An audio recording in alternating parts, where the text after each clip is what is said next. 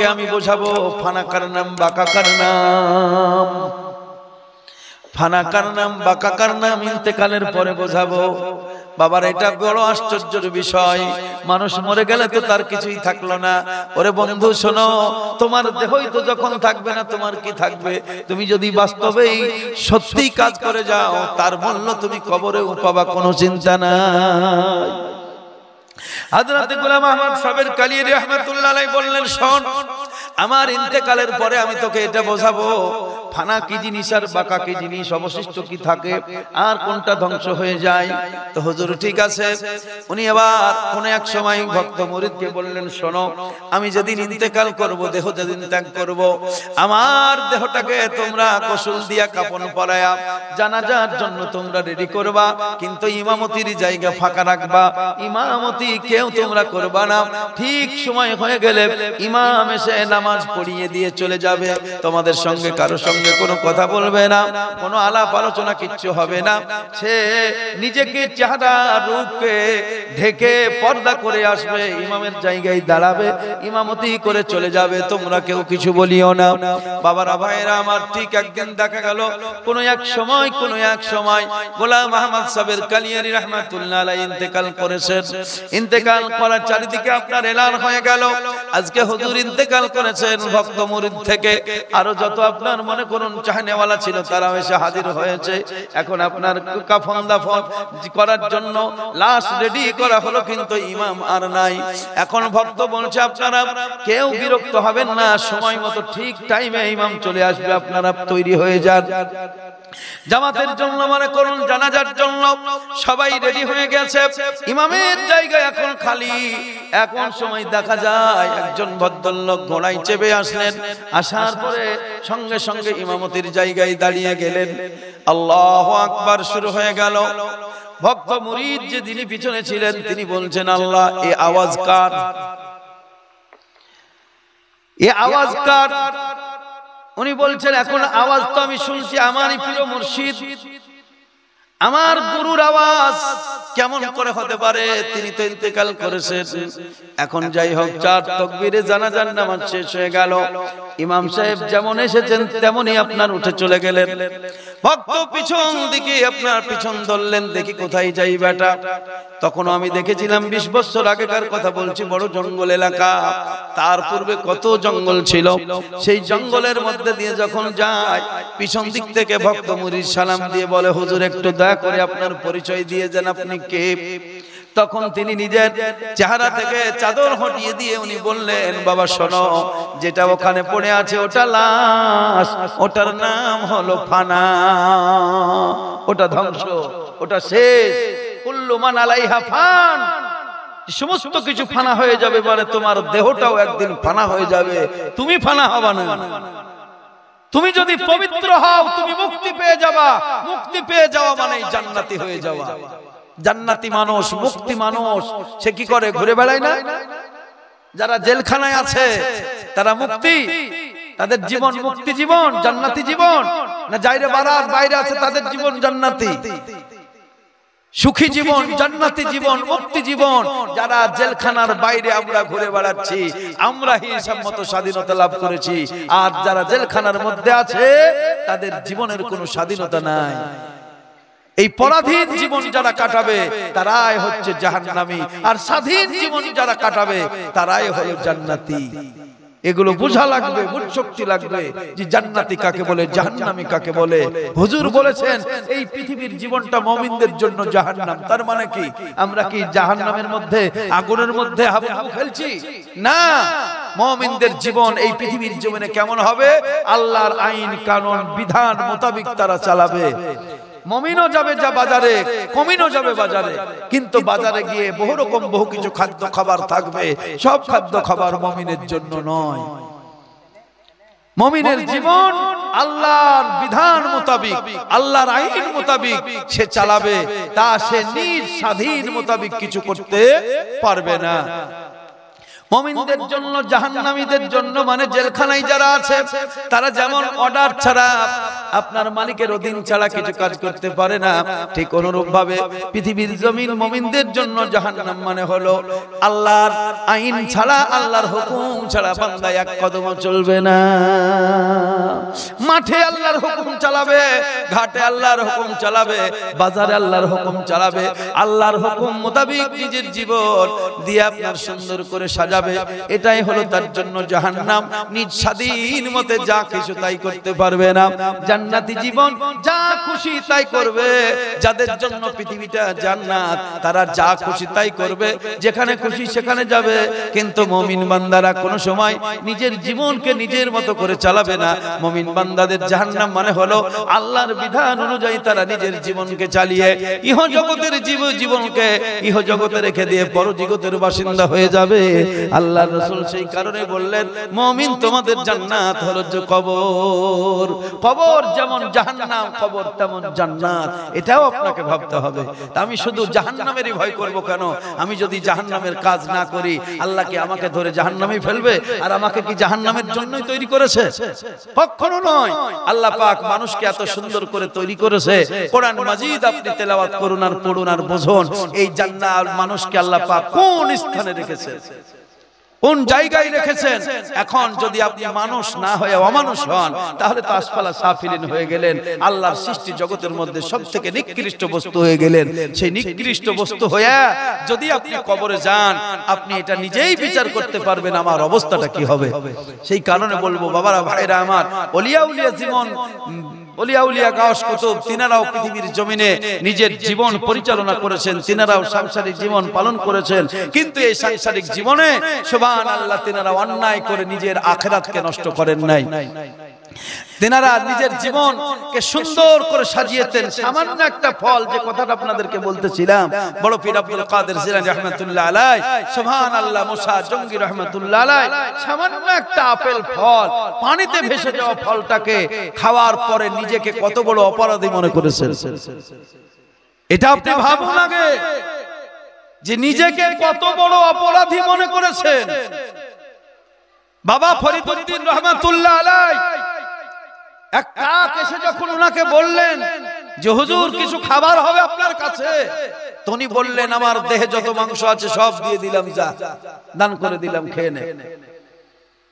তো তার দেহে মাথা থেকে পা পর্যন্ত মনে করুন ঠোকর দিয়ে কোনো জায়গায় এক টুকরো মাংস পেল না। না খেয়ে খেয়ে শরীরকে শেষ করে ফেলেছেন। আল্লাহর জিকির আজকারেই ব্যস্ত বাবা ফরিদউদ্দিন রাহমাতুল্লাহ আলাইহি। তো কাকটা কিনারায় বসে বলছেন, হুজুর আপনি বড় ফাঁকিবাজ, আপনি বড় ধোঁকাবাজ, আপনার মতো চালাক চতুর মানুষ বহু কম। বলে কেন? যদি আপনার দেহে মাংস থাকতো আপনি দিতেন না, আপনি বড় কৃপণ লোক, এই নাই বলে আমারে দান করেছেন। বুঝি আপনি বড় অন্যায় করলেন আমাকে ধোঁকা দিয়ে, এই অন্যায়ের মাসুল আপনাকে গুনতে হবে আখিরাতের ময়দানে। বাবা ফরিদউদ্দিন রাহমাতুল্লাহ আলাইহি বললেন, আল্লাহ আমি বড় অন্যায় করেছি, বড় অন্যায় করেছি, বড় ভুল করেছি। কাকরে শোন, আমি ফরিদকে যদি তুই এখন আখিরাতের ময়দানে মাহবুদের দরবারে যদি আমার জন্য তুই সুপারিশ করিস, সেই দিন লক্ষ কোটি জনতার ভিড়ে আমি বড় অপমান হয়ে যাব। নবী রাসূল ওলিয়া উলিয়া গাওস কুতুবের সম্মুখে আমার বিচার হবে। সেই দিন আমি নবীজির সম্মুখে মুখ দেখাতে পারবো না। এত বছর না খেয়ে ইবাদত করার পরেও আমার গাধার খাটনি হবে, আমার জিরো হয়ে যাবে। ও কাক, আমাকে আমি যে তোকে ধোঁকা দিয়েছি সেই সুবাদে আমার দুটো চোখ আছে, একটা চোখ তোকে দান করে দিলাম, তুই খেয়ে নে। দেওয়ার পরে এই অপরাধ আমাকে ক্ষমা করে দে। মুখের কথা নয় গো জাদু, খোদার পথে চলা, কান করে শুন ছুট দিয়ে আয়, ডাকছেন কামলিওয়ালা। জান্নাত তোমাকে ডাকতেছে বন্ধু, জান্নাত পবিত্র জায়গা, তোমাকে পবিত্র হওয়া ফরজ।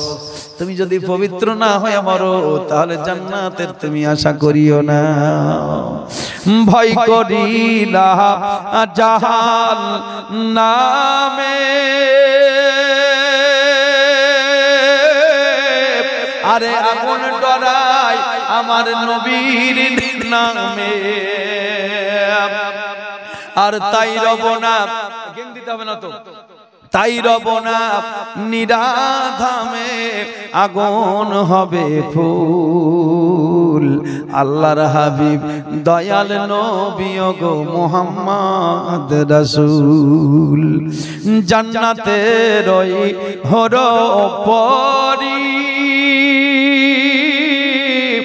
আর নিবে মোদের বরণ করি, জান্নাতের ওই হর পরি, আর নিবে মোদের বরণ করি, গলায় দিবে ফুল।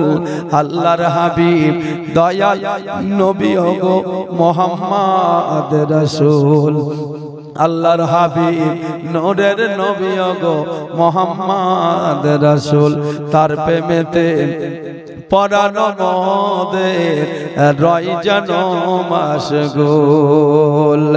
নবী আমার পাকা কান্ডারি, আর শক্ত হাতে ধরবেন তরি, তাই তো বসে আরাম করি, তাই তো বসে আরাম করি, পাব নদীর কূল। আল্লাহর হাবিব নূরের নবী গো মুহাম্মদ রাসূল। কিয়ামতের মাঠে সবারই কষ্ট হবে না। ও আজান হচ্ছে, আজানটা হয়ে যাক, বসুন।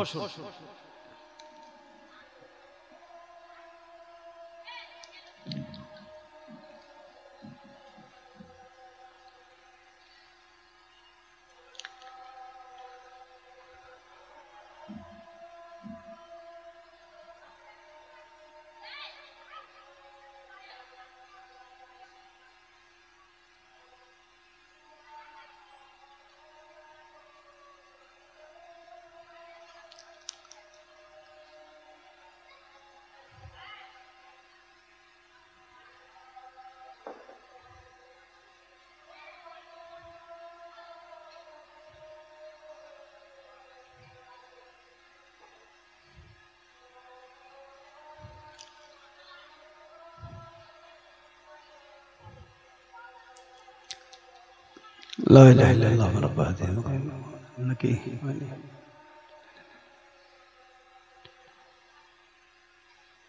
الله رب العالمين أرجوكنا شفاعة لا إله إلا الله محمد صلى الله اللهم صل على سيدنا مولانا محمد وعلى آله سيدنا مولانا محمد صلى الله عليه وسلم। হুজুর আছেন বসে, গুরুজন ব্যক্তি, অসুবিধা নাই, ভুল হলে তবুও ভয় নাই, তার কারণ গুরুজন যেখানে থাকে সেখানে বলতে আরো সাহসী লাগে, অসুবিধা নেই। কিয়ামতের মাঠে যে আমি কথাটা বললাম সবার কষ্ট হবে না, এটা কোরআন থেকে, আমার কথা নয়।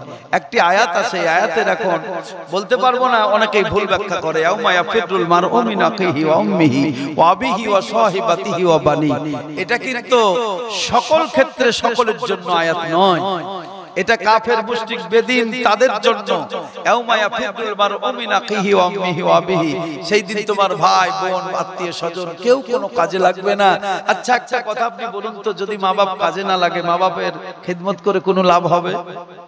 কাজেই তো লাগবে না। গুরুজনের খিদমত করে কেউ করবে যদি কাজে না লাগে? আপনারা যে আলেম মৌলবীকে এত শ্রদ্ধা ভক্তি করেন, যদি কিয়ামতের মাঠে ও কাজেই না লাগে, আপনার বিপদের সময় যদি কাজেই না লাগে, আপনি তার খিদমত কেন করবেন? এটা তো যুক্তিসঙ্গত কথা, কি গো? বলে সেই দিন তোমার আমল, বোকা তুমি আমল এখনো বোঝোই না। আমল মানে তুমি শুধু ভেবে নিয়েছো যে তাসবিহ গুনাহ সুবহানাল্লাহ আলহামদুলিল্লাহ লা ইলাহা ইল্লাল্লাহ। আরে জীবনে একবার কালেমা পড়ে নিয়েছি, বারবার যত পারবেন পড়বেন, সেটা সওয়াব হবে, না পড়লে কোনো গুনাহ নাই।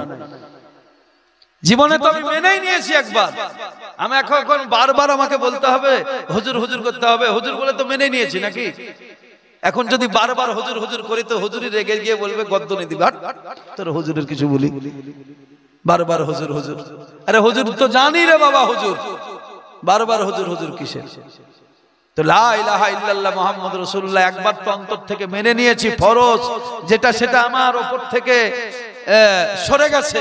এখন জীবনে যতদিন আছি আমি পড়বো বলবো, সেটা আমার ব্যক্তিগত ব্যাপার। আমি দিনে কতবার বলবো, কি বলবো না বলবো, এটা আপনার নফল ইবাদতে গণ্য হবে, কিন্তু আপনার উপরে আর ফরজ নাই, আমাদের আর ফরজ নাই যেটা আমাকে বারবার বলতেই হবে। আমি একবার আল্লাহকে মেনে নিয়েছি, তাই রাসূল বলেছেন যে জীবনে একবার আল্লাহকে মেনে নিয়েছে, নবীকে মেনে নিয়েছে, তার জান্নাতের গ্যারান্টি আল্লাহ রাসূল দিয়েছেন। কিন্তু জীবনে যে পাপ করবে, পাপের কারণে কিন্তু জাহান্নামে যাবে। ইয়াউমা ইয়াফিরুল মারউ মিন আখিহি ওয়া উম্মিহি ওয়া আবিহি ওয়া সাহিবাতিহি, এই আয়াতগুলো যে সূরার, সেই সূরাতে আপনার আরো অনেক কথা লেখা আছে। সেই দিন মুমিন মুসলমান যারা হবে, পবিত্র বান্দা হবে, তাদের চেহারায় এক ধরনের হাসি থাকবে। আল্লাহ পাক কিয়ামতের কথা বলতে গিয়ে বিভিন্ন জায়গায় বিভিন্ন ভাবে কিয়ামতের কথা আলোচনা করেছেন। একটা সূরা দিয়েছেন কারিয়া, আল কারিয়াতু মাল কারিয়া ওয়া মা আদরাকা মাল কারিয়া ইয়াউমা ইয়াকুনুন নাসু কাল ফারাশিল মাবসুস ওয়া তাকুনুল জিবালু কালহিনিল মানফুস ফাআম্মা মান সাকুলাত মাওয়াজিনুহু ফাহুয়া ফি শাতির রাদিয়া ওয়া আম্মা মান খাফফাত মাওয়াজিনুহু ফাউম্মুহু হাবিয়া ওয়া মা আদরাকা আল্লাহ পাক যেমন বলেছেন কিয়ামতের দিন অবস্থা কি হবে, মানুষ পঙ্গপালের ন্যায় ছুটাছুটি করবে, তারপরে পাথরের পাহাড়গুলোর অবস্থা হবে চূর্ণ বিচূর্ণ হয়ে তোলার মতো আকাশে বাতাসে আপনার উঠতে থাকবে। কিন্তু আল্লাহ পাক তারপরেই বলেছেন যাদের জীবনের আমল নামা হবে ভারী, তাদের কোনো চিন্তা থাকবে না, যাদের আমল সঠিক হবে। ওয়া আম্মা মান সাকুলাত মাওয়াজিনহু ফাহুয়া ফি ইশাতির রাদিয়া। তাহলে এক ধরনের পাইকারি ওয়াজ করলে হবে না জি, সেই দিন সবাই নফসি নফসি করে বেড়াবে। কিছু আলেম বলছে আদম নবী নফসি নফসি, মুসা নবী নফসি নফসি। এই নফসি নফসির ওজন জানতে হবে আগে। ইব্রাহিম নবী নফসি নফসি, দাউদ নবী নফসি নফসি। পাইকারি হারে ওয়াজ করলে হবে না। ও নফসি নফসি আলাদা নফসি নফসি, কোনো গুনহার জন্য নফসি নফসি নয়, এমনি নফসি নফসি আল্লাহ। তার কারণ তাদের দ্বারাতে কিছু না কিছু একটু ত্রুটি হয়েছে, সেই ত্রুটির কথা আমাদের বলার উচিত হবে না। নবীগণ নিষ্পাপ, তাহলে যিনারা নিষ্পাপ তাদের আবার কোনো বিষয় আছে? তবুও তিনারা নফসি নফসি করবেন আল্লাহ পাকের দরবারে। হযরত আদম বলবেন আমাকে লজ্জা লাগবে, মুসা নবী বলবেন আমাকে লজ্জা লাগছে, দাউদ নবী বলবেন আমাকে লজ্জা লাগছে, ইব্রাহিম নবী বলবেন আমাকে লজ্জা লাগে, ঈসা নবী বলবেন আমারে লজ্জা লাগে। আল্লাহর সম্মুখে আমি সরাসরি এখন দণ্ডায়মান হতে পারবো না। জিনার জীবনে কোনো ত্রুটি নাই, সেই সাইয়্যিদুল মুরসালিনকে সবাই ভেরে দিবেন, হুজুর আপনি ছাড়া কেউ হবে না, আপনি যান। তাই নবীজি রাহমাতুল লিল আলামিন, তিনাকে বলা হয়েছে শাফিউল মুযনাবিন, গুনাহগারদের সুপারিশকারী নবী, দয়াল নবী। আল্লাহকে বলবেন আল্লাহ আমার যারা গুনাহগার উম্মত তাদেরকে তুমি ক্ষমা করে দাও। এই শাফাআতে কুবরা, প্রথম শাফাআত আল্লাহর কাছ থেকে অর্ডার যখন নবী পাশ করে নেবেন, তখন তারপরে যত নবী ওলি গাউস কুতুব সবাই আপন আপন পবিত্র বান্দারা সুপারিশ করবেন। নাপাক বান্দাদের জন্য জাহান্নাম। আমার বাবা জীবন ভাইয়েরা খুব গুরুত্ব আকারে, সেই কারণে প্রত্যেকটা ধর্ম বলেছে, প্রতিটা ধর্ম বলেছে সৎসঙ্গ। সৎসঙ্গ কোরআনও বলছে আইয়ুহাল্লাযীনা আমানুত্তাকুল্লাহা ওয়া কুনু মা'আস সাদিকিন। কোরআন বলেছে হে বিশ্বাসী বান্দাগণ, পরহেজগারি ইখতিয়ার করো, আল্লাহকে ভয় করো, আর সৎসঙ্গ লাভ করো। যারা পবিত্র আত্মা, যে আত্মা পবিত্র, সেই আত্মার সঙ্গে তুমি সম্পর্ক তৈরি করো। তুমি সেই আত্মা যদি নাও হতে পারো, তার সঙ্গে সম্পর্ক তৈরি করো। তাহলে কি হবে? যেমন উদাহরণস্বরূপ একটা কাঠ নদীতে ভাসছে, লোহা ডুববে, লোহা যদি কাঠের সাথে সম্পর্ক গড়ে নেয়, সেও কিন্তু ভাসার ক্ষমতা রাখে। ঠিক অনুরূপ পবিত্র আত্মার সাথে যদি আপনার সম্পর্ক থাকে, আপনিও কিন্তু পবিত্র হয়ে যাবেন। একটা লোহার মধ্যে আগুনের মধ্যে লোহা যদি ভরে দেওয়া হয়, সেও কিছুক্ষণ পরে আগুন হয়ে যায়। ঠিক অনুরূপ আল্লাহ পাক বলেছেন, ওরে আমার বান্দারা, আমার নবী রাসূল ওলিয়া আউলিয়া আমার বন্ধু স্বরূপ যাদেরকে আমি জগতের বুকে পাঠালাম তাদের সাথে তোরা সম্পর্ক ঠিক রাখ, তারাই হচ্ছে মূলত আমার বান্দা। আমার বান্দা বলতে কি, সারা জগতই আল্লাহর গোলাম, কিন্তু তার মধ্যে আল্লাহ বলেছেন ফাদখুলি ফি ইবাদি, আমার বান্দা বলে আল্লাহ গ্রহণ করেছেন। তাহলে আমার বান্দা বলে যাদেরকে গ্রহণ করেছেন সেই বান্দাদের সঙ্গ যদি আমরা লাভ করি তবেই কিন্তু আমরা পবিত্র হতে পারবো। নচেত আমরা এই জীবনে যদি অপবিত্র হয়ে কবরে আমরা যাই তাহলে কিন্তু আমরা আমাদের জীবন অপবিত্রই গেল। সেই কারণে বলবো আমার বাবা জীবন ভাইয়েরা, আমার ওয়াজ নসিহত শুনুন, আর ওয়াজ নসিহত শুনে নিজের জীবনটাকে সেই মোতাবিক আপনি সাজান। আপনাকে খেতে বাধা নাই, পড়তে বাধা নাই, সব নবী জগতের বুকে এসে খেয়েছেন, না খেয়ে এক নবীও যায়নি। গিয়েছেন? কোন নবীটা না খেয়ে গিয়েছেন একটা দেখান তো। আদম পয়গম্বর থেকে দয়াল নবী পর্যন্ত পৃথিবীর জমিনে ওনারা না খেয়ে জীবন কাটিয়েছেন ফেরেশতাদের মতো। ফেরেশতাদের খাওয়া লাগে না, পড়া লাগে না, হ্যাঁ, বিবি নাই, বাচ্চা নাই, ঘুম নাই, আরাম নাই, নিদ্রা নাই, তন্দ্রা নাই, কিচ্ছু নাই। তাদের বিবি বাচ্চা থেকে তারা মুক্ত, খাওয়া দাওয়া থেকে মুক্ত, পেশাব পায়খানা থেকে মুক্ত। এই রকম মুক্ত জীবন কোন নবীটা করেছে একটা মানে দেখান। আদম নবী থেকে ঈসা মুহাম্মদ রাসূলুল্লাহ পর্যন্ত কোন নবী সব ফেরেশতাদের জীবন তুই আপনার কি বলছে পালন করেছেন এমন নয়। মানুষের জন্যই তো আল্লাহ পাক এই সুন্দর পৃথিবীকে সুন্দর করে সাজিয়েছেন। মানুষ যদি এগুলোকে গ্রহণ না করে তো এগুলো কে গ্রহণ করবে? ফেরেশতাদের কি দরকার? ফেরেশতা যদি অসংখ্য ফেরেশতা আল্লাহ পাঠায়া দেন, যাও তোমাদেরকে দুনিয়ার বুকে পাঠানো হলো, তোমরা দুনিয়া আবাদ করো। দুনিয়া কিসের ময় আবাদ করবে? ফেরেশতারা কামনা নাই, বাসনা নাই, কোন রকম কিছু নাই, শুধু আল্লাহর হুকুম পালন করতে তারা ব্যস্ত, বাস, তাদের কাছে কিচ্ছু নাই। তাহলে এই মানুষকে আল্লাহ পাক সর্বশ্রেষ্ঠ জীব তৈরি করে মানুষের যা যা প্রয়োজন পৃথিবীর জমিনে সব আল্লাহ তাআলা দিয়েছেন। এই মানুষকে ভালোবেসেছেন, মানুষকে বলেছেন তোমরা দুনিয়ার বুকে যাও ক্ষণিকের সময়ের জন্য, আমরা সামান্য টাইমের জন্য। 100 বছরও যদি বাঁচেন আপনি আসলে পরজগতেরই বাসিন্দা ছিলেন, ওখানে এলেন, এখানে যাবেন, সেখানে মানে এখানে সামান্য টাইম আপনি মূলত যাবেন। মনে করুন এখান থেকে দিল্লি, এখন প্ল্যাটফর্মে শিয়ালদায় গিয়ে আপনি অপেক্ষা করছেন সামান্য টাইম, মানে কি আপনি পৌঁছে গেছেন 8টার সময়, গাড়ি হলো 11টার সময় কিংবা 10টার সময়, তো 2 ঘন্টা আপনি মাত্র অপেক্ষা করছেন ওখানে। বহরমপুর থেকে শিয়ালদা গিয়ে 2 ঘন্টা অপেক্ষা করছেন, তারপরে যাবেন কিন্তু আপনি দিল্লি বা বোম্বাই। আপনার লক্ষ্য হলো দিল্লি বা বোম্বাই। তো ঠিক অনুরূপ আপনার জীবনের লক্ষ্য হলো জান্নাত, আল্লাহর দিদার, তারপরে শেষ। তারপরে আল্লাহ জানেন, আল্লাহ বেহতার জানেন আল্লাহ কি করবেন। কিন্তু আল্লাহ পাক কোরআন মাজিদে যা বলেছেন সেই মোতাবিক আমি বলছি খালিদিনা ফিহা আবাদা। আল্লাহ পাক বলেছেন জান্নাতি জান্নাতের মধ্যে থেকে যাবে চিরকাল, আল্লাহর দিদারে ধন্য হবে। তাহলে আপনার মূল উদ্দেশ্য হলো এই পৃথিবীতে এসে সামান্য টাইম একটু ব্যয় করে পুনরায় আপনার সেই যাত্রা সেই দিকেই, সুম্মা ইলাইনা তুরজাউন। তাহলে সেই যাত্রা করতে এসে যদি আপনি সেই যাত্রার কথাটাই ভুলে যান তাহলে তো আপনার সবই গেল। যা আপনি নিয়ে এসেছিলেন সম্পদ, সব দুনিয়া নামক বস্তু জায়গায় সব শেষ করে দিয়ে আখেরাতের পুঁজি হারায়া টারায়া সব শেষ করে আপনি কবরে চলে গেলেন। এই যাওয়ার কোনো মূল্য নাই। তাই আমি বলবো যখন যেতেই হবে পৃথিবীর জমিনে খেতে বারণ নয়। আল্লাহ পাক কোরআন দিলেন, কোরআন মাজিদের মধ্যে সুন্দর করে বান্দাদেরকে খেতে বললেন। কি কি বান্দারা খাবে সেটাও আল্লাহ পাক নির্দিষ্ট করে দিয়েছেন। আল্লাহ বলেন নাই জাম খেও না, জাম খেও না, এটা খেও না, সেটা খেও না। সব থেকে যে বিষয়গুলোতে মানুষের ক্ষতি, সেই ক্ষতির বিষয়গুলোকেও আল্লাহ তুলে ধরেছেন। এই বিষয়গুলো তোমরা খেও না, ওরে আমার বান্দা, সবার জন্য এগুলো আমি হারাম করে দিয়েছি।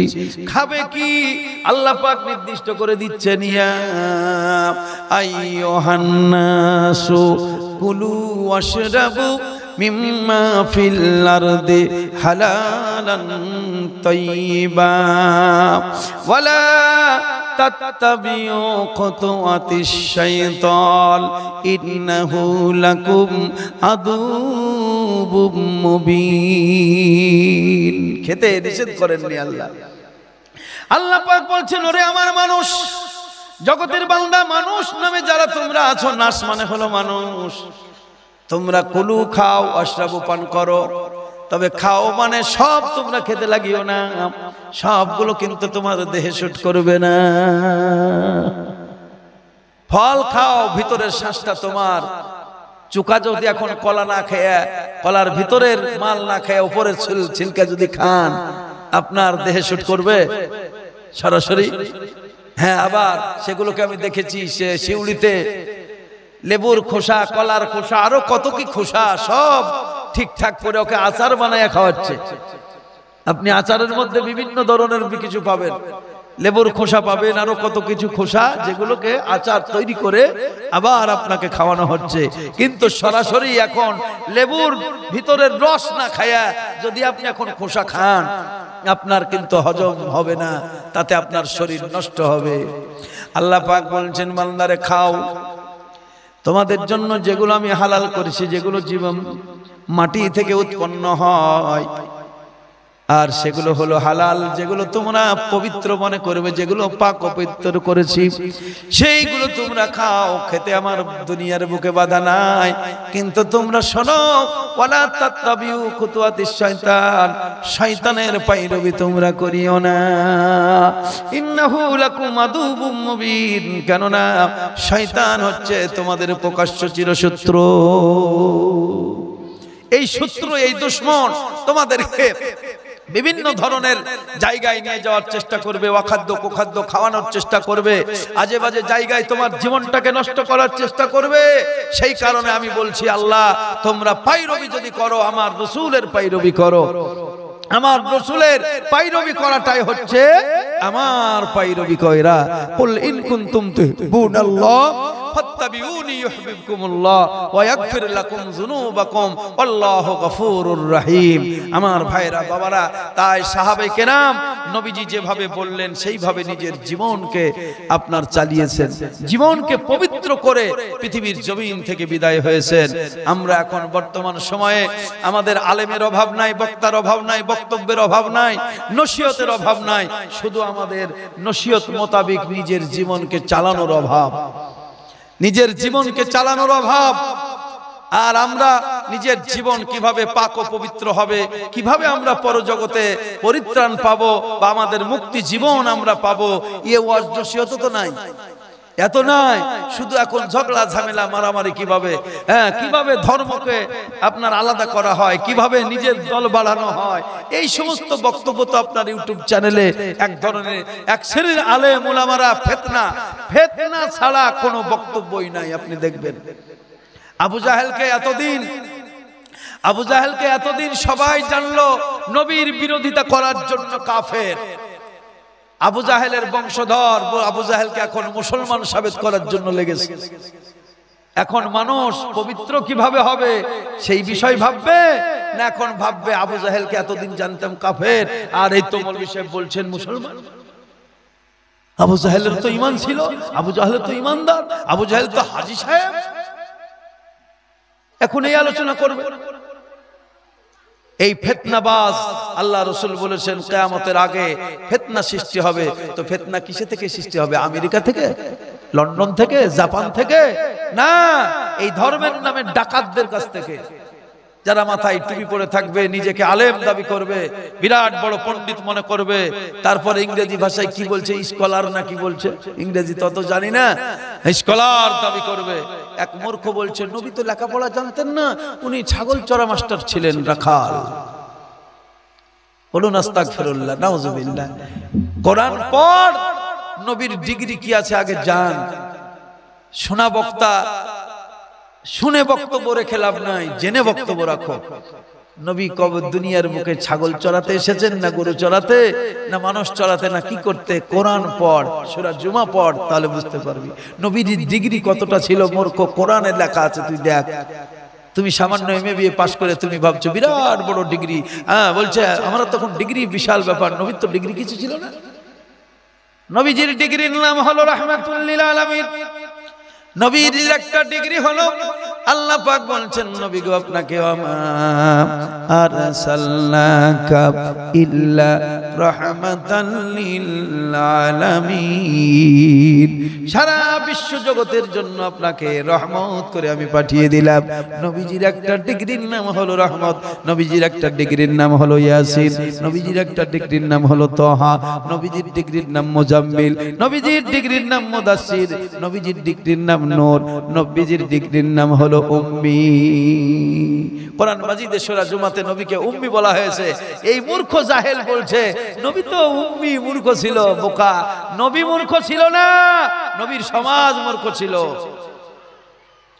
নবী মূর্খ নয়, সমাজ মূর্খ, সেই কারণে এই নামটা নবীর। এটা আসলে নাম নয়, নবীর জাতি নাম হচ্ছে মুহাম্মদ আর আহমদ, তাছাড়া অন্য কোনো নাম নাই। এই যে নামগুলো, এগুলো নাম নয়, আল্লাহর একটাই নাম, সেটা আল্লাহ। রহমান, রহিম, গফফার, সত্তার, এগুলো হচ্ছে গুণবাচক, এগুলোকে নামে ধরা হয় না।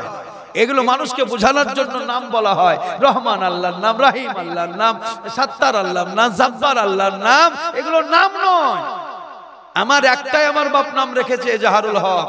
তারপরে জি বাপজি বলছে হাবিবি, কেউ বলছে নুরি, কেউ বলছে মাদ্রাসার পরিচালক, কেউ বলছে অমক, কেউ বলছে ড্রাইভার, কেউ বলছে মৌলবীর বেটা। এগুলো নাম নয়, এগুলো কর্মক্ষেত্রে নাম। কি বুঝতে পারলেন? এগুলো কর্মক্ষেত্রে নাম। যে আমি গাড়ি চালাই তাই আমি ড্রাইভার, আমি শিক্ষকতা করি তাই আমি শিক্ষক, আমি বক্তব্য রাখি তাই আমার নাম বক্তা।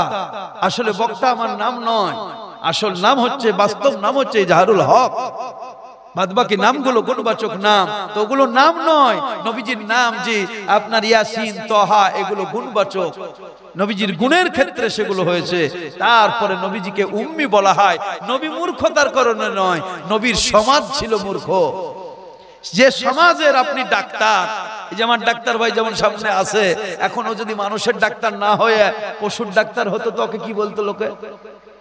পশুর ডাক্তার বলতো না? এখন পশুর ডাক্তার তার মানে ও কি পশু? গরুর ডাক্তার তার মানে কি সে গরু? আপনি যদি বলেন এই গরু, তাহলে ভুল হবে না ঠিক হবে? আরে বাবা, গরু পশু চিকিৎসা করে তাই তিনি ডাক্তার। ওই পশুর কারণে ওকে বলা হয় পশুর ডাক্তার। কি গো? পশুর কারণে। তো নবী আসলে মূর্খ নন, নবীজির সমাজ হলো মূর্খ। সেই মূর্খ সমাজকে শিক্ষিত বানাবার জন্য, অভদ্রকে ভদ্রতা শিক্ষা দেওয়ার জন্য, অমানুষকে মানুষ বানাবার জন্য আল্লাহ পাক পৃথিবীর জমিনে রাসূলকে পাঠিয়েছেন। নবী তো হচ্ছেন মদিনা, নবী তো হচ্ছেন ইলমের খাজানা। নবীজি বলছেন আমি শিক্ষক সারা জগতের, শুধু মক্কার নয়, সারা পৃথিবীর শিক্ষক, সবের শিক্ষক। জীব জন্তু জানোয়ার পশু পাখি সবার জন্য আল্লাহর নবী হচ্ছেন রহমত, নবী হচ্ছেন শিক্ষক। এ মূর্খ দুনিয়া পাস করে আসার পরে আল্লাহর কোরআনের আয়াতের অর্থ বুঝলো না, ভাব অর্থ বুঝলো না, শাব্দিক অর্থ দিয়ে মানুষকে বুঝাইয়া দিয়ে নবীকে মূর্খ বানিয়ে দিল। নবী তো লেখাপড়া জানতো না, নবী মূর্খ ছিল। নবী তো ছাগল চড়াতো, আস্তাগফিরুল্লাহ। এইরকম ভাষা যদি নবীর শানে হয় তাহলে সেই ইমানদার থাকবে? কখনো থাকতে পারে না। এখন আপনি বলুন, আল্লাহ চাঁদ যেমন বানিয়েছে, সূর্য তেমন বানিয়েছে, চন্দ্র বানিয়েছে, তারপরে কত সুন্দর সুন্দর জিনিস বানিয়েছে। একবার আপনি বলুন ইঁদুরটাকে বানাচ্ছে? ইঁদুরটাকে বানিয়েছে, ছুঁচাটাকে বানিয়েছে, শুয়োরটাকে বানিয়েছে, কুকুরটাকে বানিয়েছে। এগুলো আল্লাহর প্রশংসা হলো? এখন যদি বলি সেই আল্লাহর প্রশংসা যিনি কুত্তা বানিয়েছেন, বলুন আলহামদুলিল্লাহ। কথা তো সত্য নাকি? কথা তো সত্য, কিন্তু এই কথা দিয়ে আল্লাহর প্রশংসা করলে আল্লাহর মান দেওয়া হলো? এটা কি আল্লাহর মান হলো? নবীকে আগে মূর্খ বানায়া দিয়া তারপরে বলছেন নবী আমার সব। নবীর কথা নিয়ে বিশ্লেষণ করা হয়েছে, হয়েছে। তো তুমি তো আগে যেটা বললে সেটাই তো ভুল, গলত। তুমি আসলে হাদিস পড়ে, এগুলো হচ্ছে মুনাফিক। এই মুনাফিকদের বক্তব্য শুনে নিজেকে খবরদার আমল করিয়েন না। এই সমস্ত বক্তব্যে আল্লাহর নবী পৃথিবীর জমিনে এসে আপনাকে বুঝিয়ে দিয়েছেন ছাগল আমরা ভালোবাসি, গরু আমরা ভালোবাসি। আরে কোরআনের একটা নামই তো, আপনার সূরার নামই তো গরু, একটা সূরার নাম তো হাতি, একটা সূরার নাম তো মাকড়সা, একটা সূরার নাম তো মৌমাছি, একটা সূরার নাম তো গাছ, কত রকম আছে। তার মানে এটা নয় জি গায় আমাদের মা আর তার আমি সকাল সন্ধ্যা পূজা করব, তা নয়। সেগুলো লালন পালনের ক্ষেত্রে আপনার পারিবারিক বিষয়ে কাজে লাগবে, তাই নবীগণ এগুলো পালন করে আপনাদেরকে দেখিয়েছেন। মুসা নবী তো ছাগল চড়িয়েছেন। মুসা নবীকে তার শ্বশুর বললেন, বাবা শোনো। বলে কি হলো? দেওয়ার মতো আর কি দিব, শ্বশুর সবসময় চায় জামাইকে কিছু দিতে, কিন্তু আমরা কিছু জামাই আছি এমন, বুঝলেন কি বলবো, লেওয়ার দিকে ব্যস্ত, না দিতে পারলেই অত্যাচার বহু কিছু আছে। এইরকম জামাই পান্থপাড়া এলাকায় নাই অবশ্যই। তো জামাইকে বুঝলেন শ্বশুর দেবে, তো দেব কি? তো শোয়েব আলাইহিস সালাম বললেন, বাবা শোনো, এই যে আমার যা ছাগল আছে, এই ছাগলের মনে করো এবছর যত ছাগল বাচ্চা দিবে, আর এই বাচ্চাগুলো যদি সব সাদা হয়ে যায়, রং যদি সাদা হয়, সব বাবা তোমার। দেওয়ার একটা বাহানা, যদি হয় সাদা সব তোমার। আমরা ভাবি জামাই শ্বশুরের কাছে কিছু নিতে পাবে না, একেবারে টোটালি হারাম, এমনটা নয়। জুলুম অত্যাচার করা হলো হারাম, জুলুম অত্যাচার করে কিছু নেওয়া যাবে না। হ্যাঁ, মন থেকে দিল থেকে উপহার যদি দেয়, কেন তো নেবে না, অসুবিধা নাই। তো উনি বললেন যে যা আছে ছাগল সব তোমার। আল্লাহর কুদরত, আল্লাহর কারিশমা বোঝা বড় মুশকিল। যে ছাগলগুলো হলো সব মনে করুন সাদা হয়ে গেল, তো উনার কথা মোতাবিক সাদা ছাগলগুলো সব পেয়ে গেলেন মুসা নবী। তারপরে আবার বললেন, বাবা শোনো, এবছর যদি সব কালো হয়, তো সে কালো ছাগল বাচ্চাগুলো যা হবে সব তোমার। এই কালো বাচ্চা ছাগলগুলো যা তারপরে বছর দেখা গেল সব কালো হয়ে গেল, তো সবগুলোই মুসা নবীকে তিনার শ্বশুর মশাই দান করে দিয়েছিলেন, উপহার দিয়েছিলেন। এই ছাগলের বাচ্চা ইত্যাদি সব কিছু নিয়ে আস্তে আস্তেই তো উনি দেখেছিলেন তুর পাহাড়, সেখানে অগ্নির ভিতর দিয়ে আমার আল্লাহ পাক, অনেক ঘটনা আছে মুসা আলাইহিস সালামের ঘটনা, অনেক ঘটনা আছে। তো এখন বলার উদ্দেশ্য আপনাকে বোঝাবার জন্য আমি বলছি, তিনিও তো ছাগল লালন পালন করতেন, তার মানে নবীগণ ছাগল পালন করেছেন। তাই এখন আমরা সুন্নত মনে করে এখন যদি ভাবি ছাগল আমরা কাউকে জবাই করতে দেব না, খেতে দেব না, এটা আমাদের ভুল হবে না? এটা মূর্খামো হবে না? এটা মূর্খের রাজ্যে বসবাস করা হবে।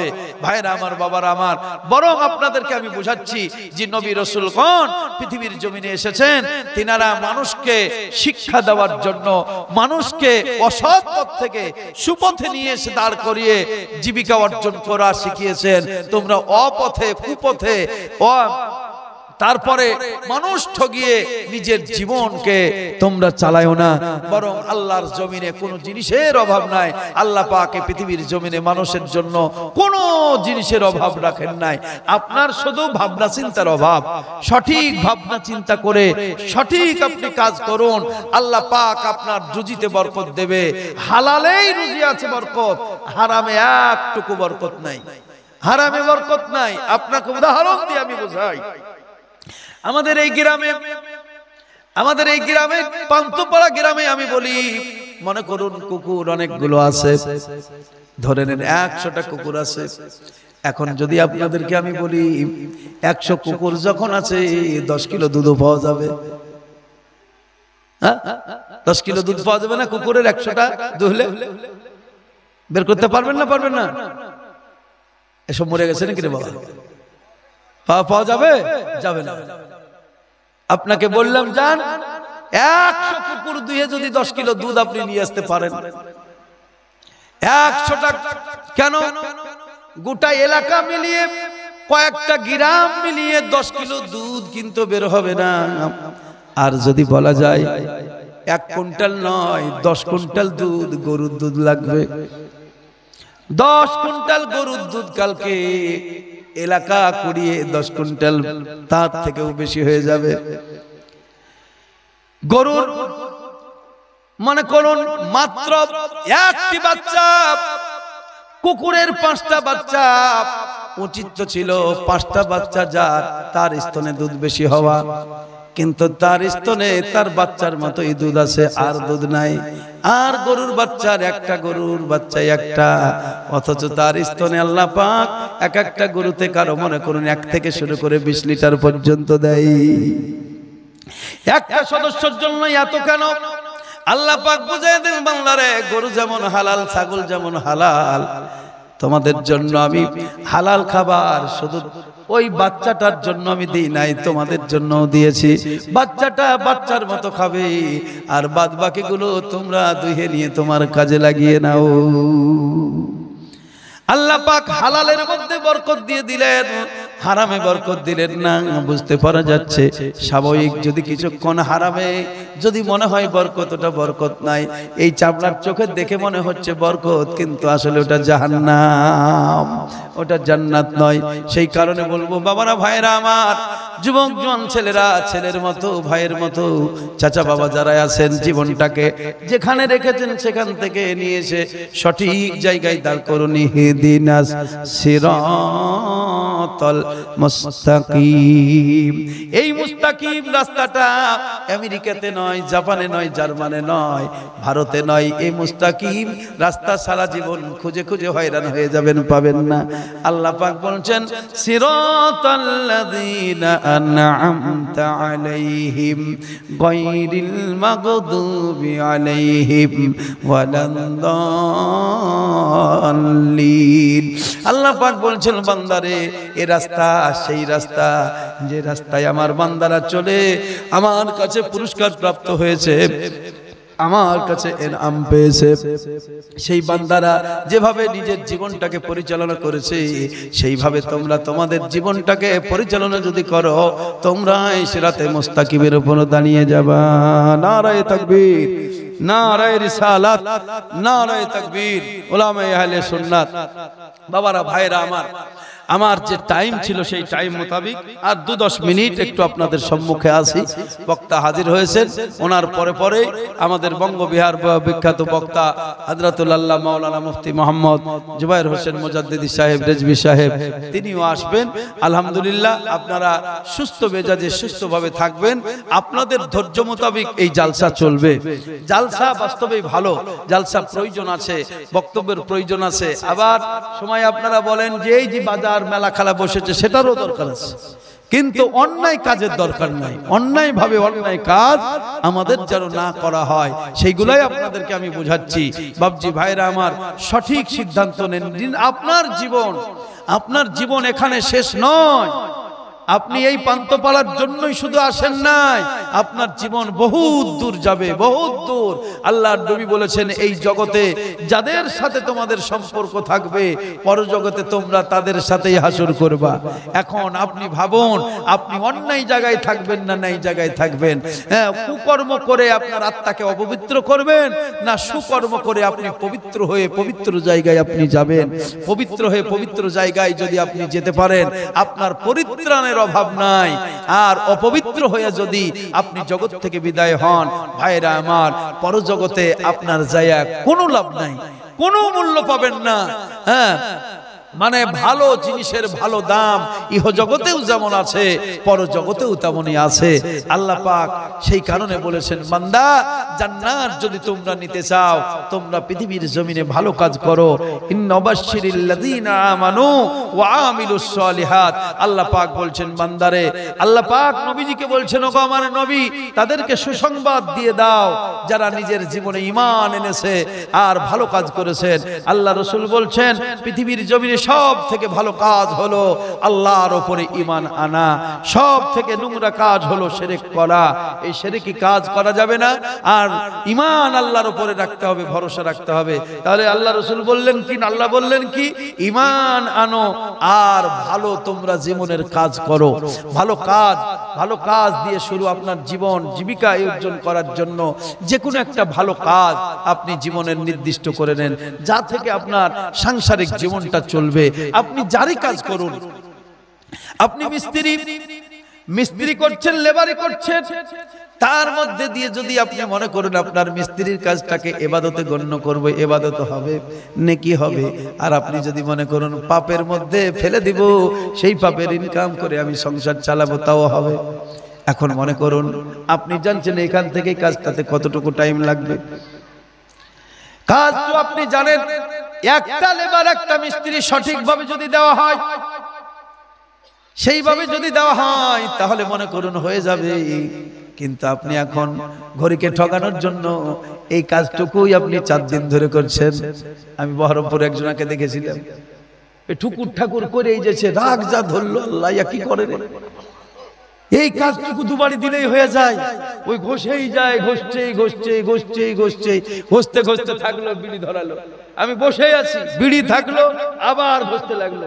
ওই হেতার খানার ঘষা হয়নি, হেতার খান খুঁজতে খুঁজতে আমি দেখলাম 1 ঘন্টা মোটামুটি কাটালো, তারপরে একটা ঠোকা মারলো। বলেন তারপরে মারলো এক বাড়ি। ইনশাআল্লাহ মানে ওখানে উজি কি করছে মালিক নাই, দেখার কোনো কেউ নাই। আপনার জীবনকে যদি এইরকম হারাম কাজ দিয়ে যদি আপনি পরিবার পালেন, আপনি কোথায় যাবেন আপনি ভাবেন? ভাইরা আমার, বাবারা আমার, শুধু নামাজের মধ্যে কাতার সোজা করো বললে হবে না। জীবনের কাতার যদি তুমি সোজা না করো, তুমি যতই নামাজের কাতার ঠিক করো না কেন, আপনার এই কাতারে কোনো লাভ হবে না। যেখানে যাবেন সেখানেই আল্লাহর নিয়ম আপনাকে মেনে চলতে হবে। আপনি মাঠে থাকেন, ব্যবসায় থাকেন, বাণিজ্যে থাকেন, আর বক্তব্যের মধ্যেই থাকেন, আর যাই করেন, যেখানে থাকুন না কেন, আল্লাহর বিধান অনুযায়ী জীবন চালানোর নাম হলো ইবাদত করা। আল্লাহ পাক বলছেন, আমা খালাকাতুল জিন্না ওয়াল ইনসা ইল্লা লিয়াবুদুন। জিন ইনসানকে আমার পায়রবি করার জন্য, আমার কানুন মোতাবেক, আমার আইন মোতাবেক নিজের জীবন চালানোর জন্য, ইবাদতের জন্যই আমি তৈরি করেছি। তাহলে ইবাদত মানে হচ্ছে আল্লাহর বিধান অনুযায়ী আপনার নিজের জীবন চলবে। আপনি যেখানেই থাকবেন, মাঠে হোক, ঘাটে হোক, যেখানেই হোক, অন্যায় ভাবে আপনি কোনো কাজ করে জীবিকা অর্জন করতে পারবেন না। এটা করলেই আপনার কিন্তু গুনাহ হবে, এটা করলেই আপনার জীবন বিপথে যাবে। হ্যাঁ, আপনার জীবনটাকে আল্লাহর কোরআন বিধান মোতাবেক মানে কেমন? কোরআন আর নবীজির জীবন, আল্লাহ পাক নবীজি বলেছেন এটা কেমন? একটা রেলগাড়ির মতো মনে করুন। রেলগাড়ির উপরে আপনার কি বলছে, ওই পাট্রির উপরে দুটো পায়া যদি এদিক ওদিক হয়ে যায় কি হবে? নষ্ট হয়ে যাবে, সব অ্যাক্সিডেন্ট হয়ে যাবে। ঠিক অনুরূপ আপনার পারিবারিক জীবন, মনে করুন আপনার রেলগাড়ি, আপনার পারিবারিক জীবন থেকে শুরু করে স্কুল, যে কাজটা করেন সবটাই এই জীবনটাকে সুন্দর করে সাজিয়ে আল্লাহর বিধান অনুযায়ী চালানোর নামই হচ্ছে আবেদ আর ইবাদত করা। তাই বাবারা, ভাইরা আমার, ওলিয়া উলিয়া গাউস কুতুব তিনারা নিজের জীবনের মধ্যে সেগুলোকে প্রয়োগ করে জগৎকে বুঝিয়ে দিয়েছেন, এর নাম হলো ইবাদত। এই ইবাদত করে যদি বাস্তবেই আপনি সেইভাবে হন, সেই মানুষ হন, আল্লাহ পাক কিভাবে পছন্দ করেন ছোট্ট একটা ঘটনা দিয়ে আপনাকে বোঝাই। মুসা নবীর জামানায়, তার মানে এখানে মুসা নবী ছোট্ট তা নয়, 10টা মিনিট আর মাত্র আছে, আমি বক্তব্য করব। তো ছোট্ট ঘটনা, মুসা আলাইহিস সালামকে কোনো একজন, এক বাদশা মনে করুন, বলল, হুজুর আমার তো 1-2 করতে করতে 3-4টা সন্তান বিবাহ হয়ে গেল, 4টা বিবি, আমার কোনো বিবিরই সন্তান নাই। এখন আমি তো বেকায়দায় পড়েছি, কি করব? তো আপনার কাছে একটু আমি আবদার করছি, হুজুর আমার জীবনে কি আর কোনো সন্তান আসবে, থাকবে না থাকবে না? হযরতে মুসা কালিমুল্লাহ আলাইহিস সালামকে তিনি জানতে চাইলেন। তো তিনি যখন মুসা আলাইহিস সালাম আল্লাহর কাছে যখন আরজ করলেন, আল্লাহ পাক বললেন, ওগো আমার নবী, তুমি যখন জানতে চেয়েছো, তুমি তাকে বলে দাও তার সন্তানাদি নাই, তার নসিবে কোনো সন্তান নাই। হযরতে মুসা কালিমুল্লাহ আলাইহিস সালাম তিনি চলে আসলেন। লোকটি জিজ্ঞাসা করলো, হুজুর আমার সম্পর্কে কি জানলেন একটু বলুন। তিনি বললেন, তোমার বিষয়ে জেনেছি তোমার নসিবে কোনো সন্তান নাই। এখন তিনি কি করবেন? তিনি দেখলেন এই সমস্ত মাল তো আমার সন্তানাদির জন্য আমি গুছিয়ে রেখেছিলাম, এখন আমি কি করব, আমার প্রয়োজন নাই। তিনি বিলি বন্টন করতে শুরু করেছেন। দেশের মানুষ, ফকির গরিব যারা আছে তারাই নিতে আসলো। লাইনের পরে লাইন মাল আপনার বিতরণ চলছে। এমন সময় একজন গরিব ফকির মানুষ তিনি বলছেন, হুজুর মাল নেওয়ার আগে একটু আপনার কাছে জানতে চাই, আপনি মালটা কেন বিতরণ করছেন হঠাৎ? তিনি তার নিজের জীবনের কথাগুলো বললেন। তিনি বললেন, শোনেন, তাই যদি হয় জান আপনাকে একটা দিয়ে দিলাম।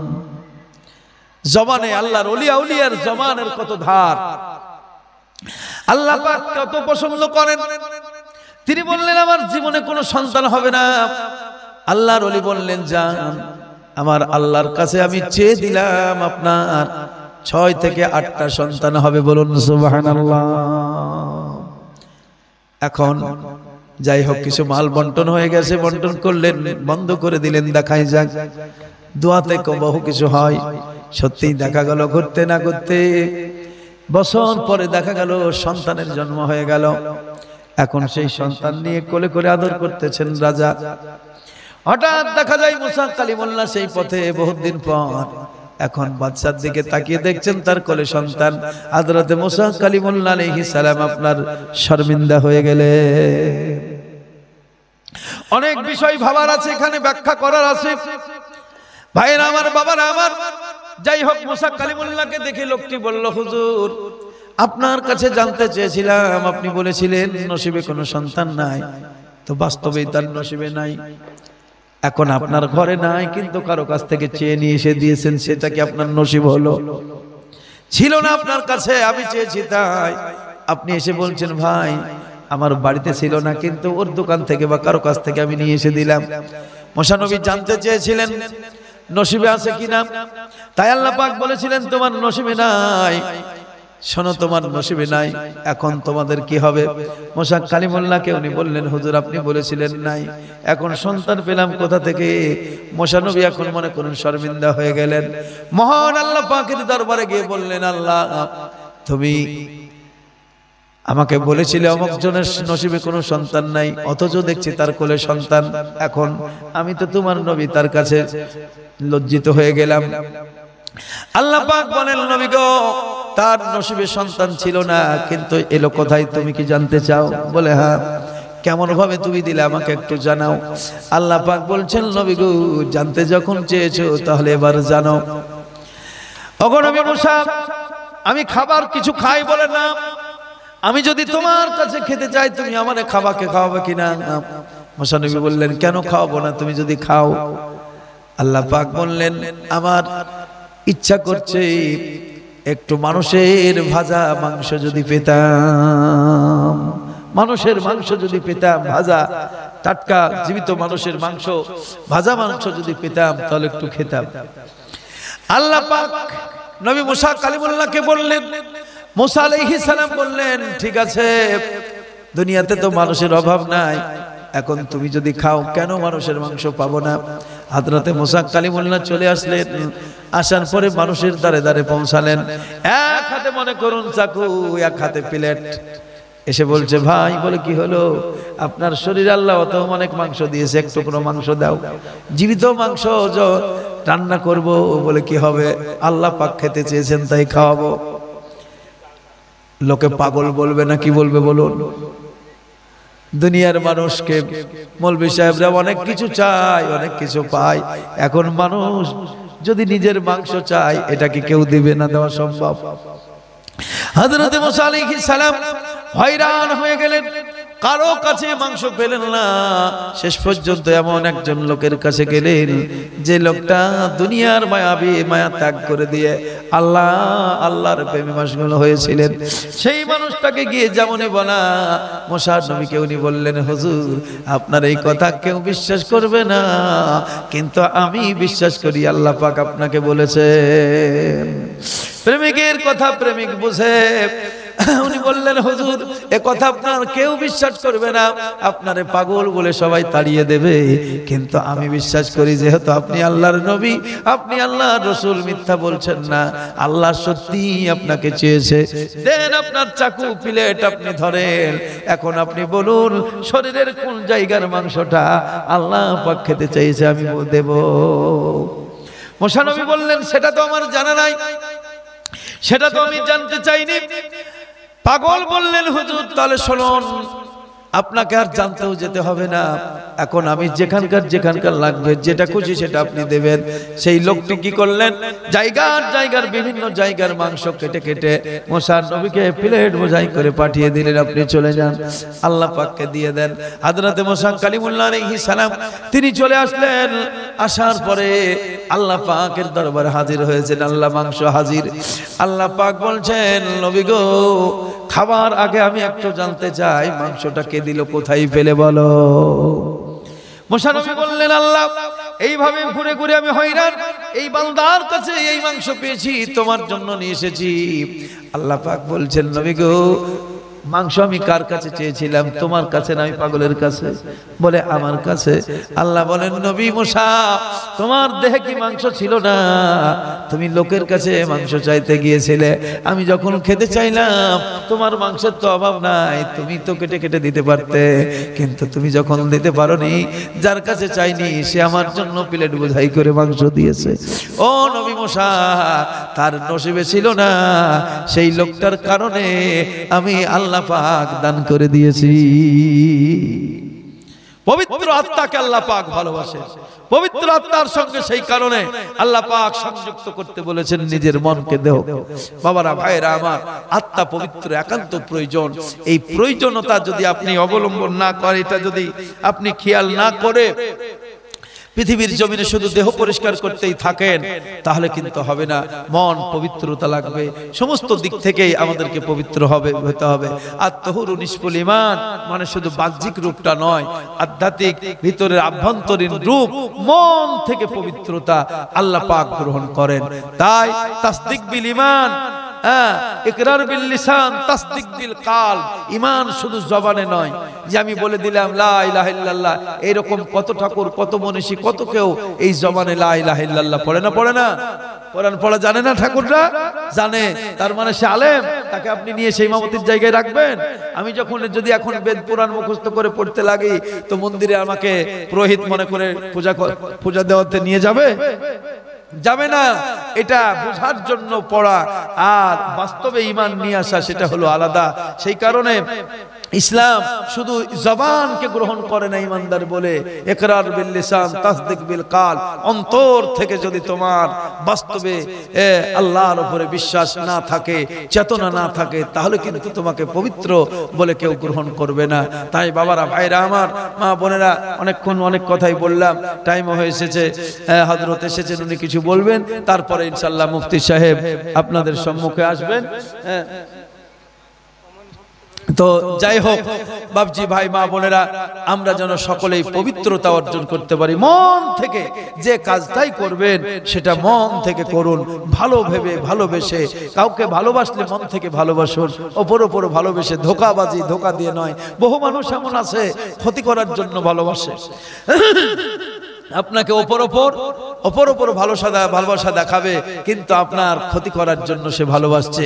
ভাইরা আমার, কারো উপকার করতে না পারলে কারো ক্ষতি করিয়েন না। অনুরোধ রাখবো, কারো ক্ষতি করে আপনি জয় লাভ করতে পারবেন না। পৃথিবীর জমিনে সাময়িক জয় হবে, কিন্তু আখিরাত আপনার নষ্ট হয়ে যাবে। পবিত্র আত্মার কত ইজ্জত আল্লাহর দরবারে। তার মানে এটা ভেবে নিয়েন না নবী রাসূল এই ওলির থেকে তার মর্যাদা কম, তা কখনো নয়। এখানে জানা বিষয় আর চাওয়া বিষয় ছিল। ওখানে মুসা নবী জানতে চেয়েছিলেন, আর ইনি চেয়েছিলেন যে আল্লাহ, নসিবে থাকলে তো চাওয়া লাগতো না, নসিবে নাই বলেই তো তোমার কাছে চাইছি, তাই তুমি আমারে দাও। ভাইরা আমার, ওলিয়া উলিয়ার ঘটনা কোরআন শরীফের মধ্যে আছে, বুখারী শরীফের মধ্যে আছে।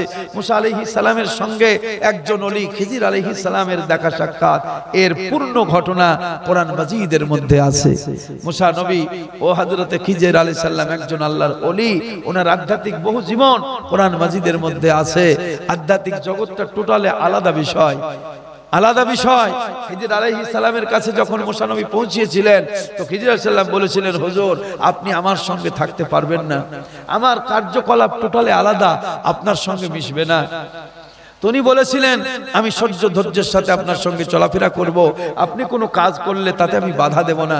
তো প্রথমেই বাধা দিয়ে দিয়েছিলেন। নৌকা পার করলেন, এক মাঝি দুইজনকে পার করে দিলেন। তো ওপারে গিয়ে খিজির আলাইহিস সালাম তার নৌকাটাকে ভেঙে দিল, পুরো নৌকাটাকে ভাঙেনি, আপনার একখানা তক্তা খসিয়ে নৌকাটাকে মনে করুন ফুটো করে দিলেন।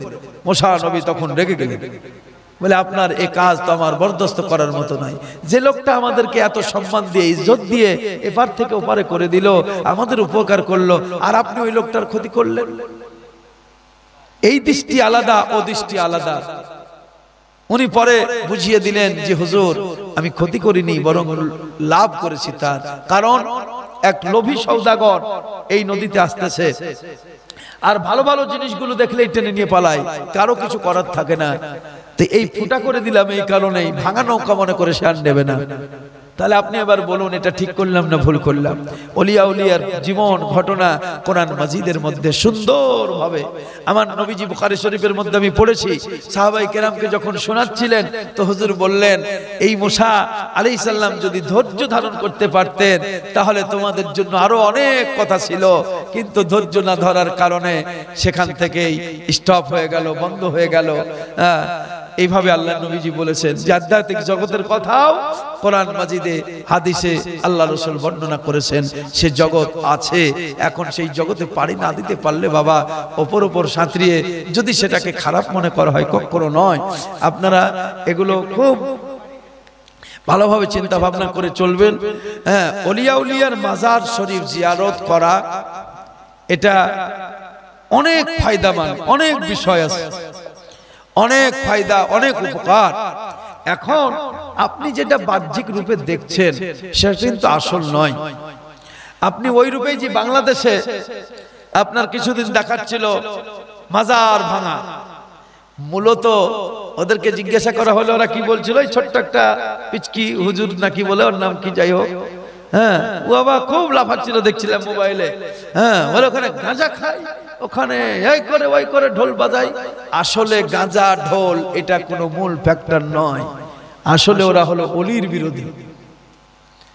এখন যদি ওইভাবে আমি ধরি তো মসজিদে আশা রাখছি মুক্তাদি ভালো একটাও পাবো না। সব পরিষ্কার পরিচ্ছন্ন সেনমাখা পাবো, কিন্তু পোশাক খুলে যদি বিচার করা যায় দেখা যাবে সুদখোর। অবশ্যই পান্তপাড়া বল্লামপুর এদের লেগে আমি বলছি না, অন্যান্য মসজিদ এরকম পাওয়া যাবে। হ্যাঁ, দেখা যাবে সুদখোর সেন্টমেন্ট মেখে মসজিদে বসে আছে। এখন কথা হলো গাঁজা খাওয়ার জন্য মাজার যদি অপবিত্র হয় তো সুদখোরের জন্য মসজিদ পবিত্র হবে? ভয় লাগছে কি ব্যাপার, এখানেও আছে নাকি? এসব একেবারে ফেরেশতা, পাক ও পবিত্র। আপনি তাহলে এইভাবে বোঝেন, গাঁজা খাওয়ার জন্য যদি ওটা নাপাক হয়, ওখানে ঢোল বাজানোর জন্য ওটা নাপাক হয়, সুদের সরাসরি আয়াত আছে কোরআনে। তার মানে আমি গাঁজাকে সাপোর্ট করছি এটা ভাবেন না যে হুজুর তো এসেছিল গাঁজা কোনো চিন্তা নাই যত বড় খাও এই বলে গেছে, এটা ভাবেন না। আমি এটা বোঝাবার জন্য বলছি, সরাসরি সুদ হারাম কোরআনের আয়াত আছে, আর সেই মদ সরাসরি হারাম কোরআনে আয়াত আছে। সেই হারাম খেয়ে আপনি সেন্ট মেখে পবিত্র হয়ে মসজিদে আসলে যদি আপনার কারণে মসজিদ নাপাক না হয় তো এই ব্যাটার কারণে মাজার নাপাক কি করে হয়?